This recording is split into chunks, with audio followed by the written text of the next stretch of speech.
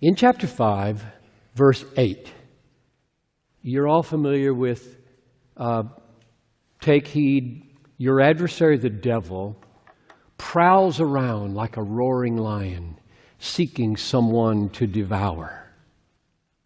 Resist him, firm in your faith.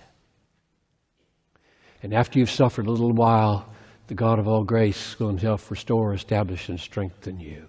So what does the lion eat? What's to devour you? That probably doesn't mean your muscles, flesh, bone. It's your faith, I think.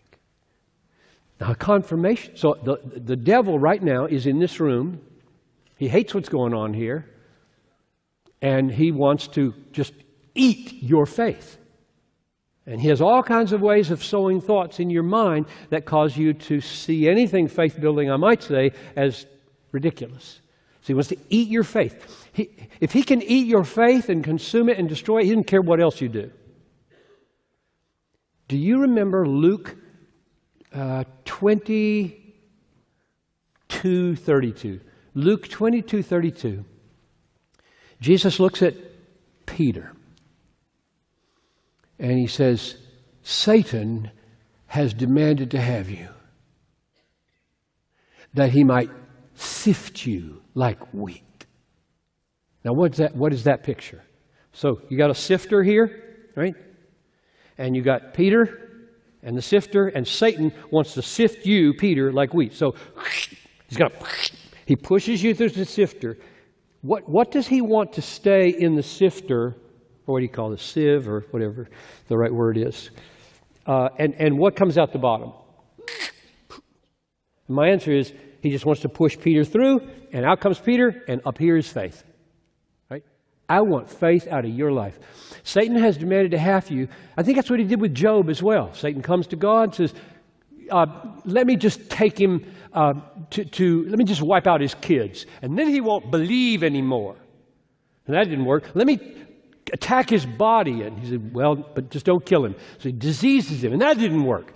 He kept trying to sift him and get faith out of his life with suffering, which is what the context is in 1 Peter 5:8. And here's what Jesus said. Jesus says, I have prayed for you that your faith may not fail. And after you have turned, strengthen your brothers. Not if you turn. Jesus looking right into Peter's face and saying, okay, we're going to do a Job kind of thing here. Satan wanted to sift Job, and I'm going to let him have you tonight. Up to a point and no further. Because I have prayed for you, that your faith fail not. So my question is, did his faith fail? He denied him 3 times. He denied Jesus 3 times. I don't know him. I don't know him. I don't know him. And Jesus said, I'm praying that your faith won't fail. After you have turned, strengthen your brothers. And he made Peter a rock for the church. So he writes letters like this about suffering and satanic attack and faith and God's preservation of it. I don't think his faith failed utterly. Isn't it wonderful? I mean, that's just wonderful. There is such a thing as us failing. You will fail today, probably, in some particular way that faith would cause you to act in a bold way, and you don't do it, faith fails. But you haven't failed utterly. Jesus is praying for you. Romans 8. He is interceding for you at the right hand of God. And what is he asking God to do? He's asking him to do verse 5. By God's power, you are being guarded through the God-sustained, Jesus-sustained, Spirit-sustained faith for a salvation ready to be revealed. So that's my take on verse 5. So the point of verses 3 through 5 is hope is so strong and so fixed and so firm and so trustworthy, and it's so valuable, unfading, undefiled, imperishable, infinitely better than anything in this world because you're an inheritor of God, being born into His family, and He's keeping it there for you. He won't let it go away. And if you worry about whether you're going to get there because of the suffering and the fiery ordeal that's about to come upon you, don't worry. I'm going to guard your faith.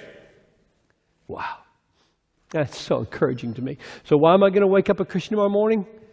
He's going to guard me with the instrument of faith. He's going to open my eyes to see the trustworthiness of the gospel and believe.